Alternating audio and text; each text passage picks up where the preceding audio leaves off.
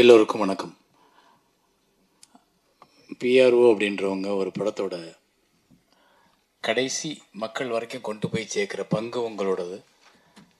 ஒவ்வொரு திரைப்படமும் மக்கள்கிட்ட போய் சேர்றதுக்கு நீங்கள் எடுக்கிற முயற்சி, நீங்கள் கொடுக்குற உழைப்பு ரொம்ப அற்புதமானது. அதனால் இந்த சங்கத்தோட தேர்தல், இந்த விழாவில் கலந்துக்கிறதுல ஒரு எழுத்தாளர் சங்கத்தோட உறுப்பினராக, தலைவராக, இல்லைன்னா ஒரு தனிப்பட்ட இயக்குனராக நான் ரொம்ப பெருமைப்படுறேன்.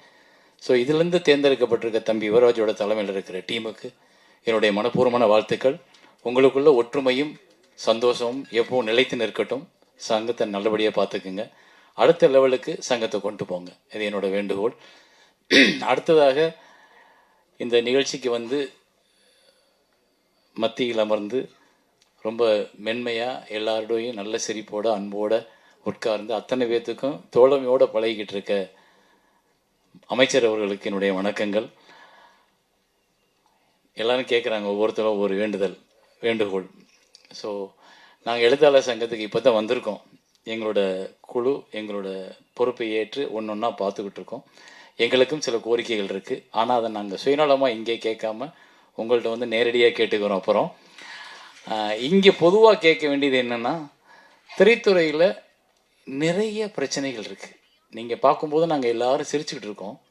ஆனால் தனியாக வீட்டுக்கு போய் உட்காந்தா ஒவ்வொருத்தரும் ஏதோ ஒரு யோசனையில் மூழ்கிக்கிட்டு இருப்போம். ஒரு திரைப்படம் எடுத்த தயாரிப்பாளர் அதை எடுத்து ரிலீஸ் பண்ணுறதுக்கு 1000 தடைகளும் பிரச்சனைகளும் இருக்குது. ஒரு படத்தை எடுத்த இயக்குனர் அந்த படத்தை முடிக்கிறதுக்குள்ளே இருக்க பிரச்சனைகள் நிறையா இருக்குது. ஸோ நிறைய பிரச்சனைகள். அதாவது ஆக்சுவலி சிவா சார் சொன்னது கரெக்ட். என்னென்னா, இந்த இந்த இந்த இண்டஸ்ட்ரியை புரிந்து கொண்ட ஒருத்தர் எங்களுக்கு அமைச்சராக கிடைச்சது. அதை முதல்வர் கொடுத்ததுக்கு உண்மையிலே பெரிய ஹாட்ஸ் ஆஃப் சல்யூட். ஏன்னா அவங்க தான் இதை தீர்க்க முடியும். நாங்கள் இதுக்கு முன்னாடி எத்தனையோ ஆட்சிகளில் நாங்கள் எங்களோட கோரிக்கைகளை வச்சுருக்கோம். சிலது நிறைவேற்றிருக்காங்க, நிறையாவது நிறைவேற்ற முடியலை. ஏன்னா அதுக்கு அவங்க பக்குவமாக உட்காந்து பேசலை.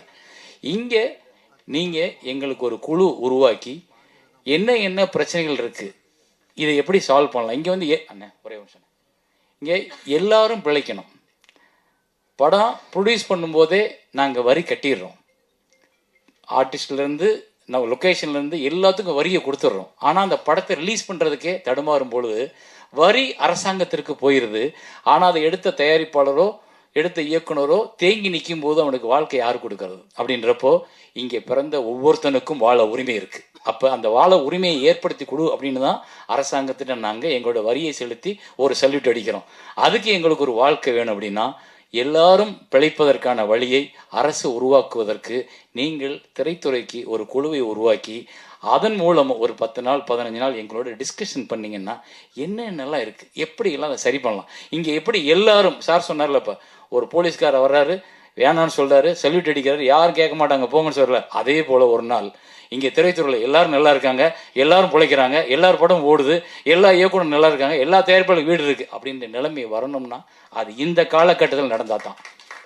இந்த காலகட்டம் தான் அதுக்கு சரியான காலம். ஏன்னா எங்கள் எல்லாரோட விஷயத்தையும் உற்று நோக்கிற தெரிஞ்ச, ஒவ்வொரு நாள் ஷூட்டிங்கில் என்ன பிரச்சனைன்னு தெரிஞ்ச ஒரு முதலமைச்சர் அங்கே உட்காந்துருக்கார்.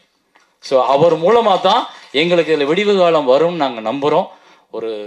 ஒரு சாதாரண இயக்குனராக நான் அதை உங்கள்கிட்ட முன்வைக்கிறேன். இதுக்கு என்ன நீங்கள் முயற்சி எடுத்தாலும் அதில் முதல்ல கூப்பிடுறாள் என் பெயராக இருந்தால் நான் சந்தோஷப்படுவேன். நன்றி, வணக்கம்.